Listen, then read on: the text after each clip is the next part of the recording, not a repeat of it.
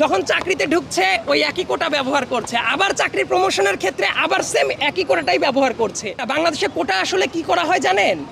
কোটাটা কেউ একবার ইউজ করে না, মাল্টিপল টাইম ইউজ করার যে পলিসি, এই কোটা থাকবে কি থাকবে না এটা অ্যাবসলিউটলি স্টেট পলিসি। 72 সালের রিক্রুটমেন্ট পলিসি যে জায়গায় কোটা চালু করা হয়েছিল, এর একটা জায়গাতেও কি নাতিপুতির কোটার কথা উল্লেখ করা ছিল?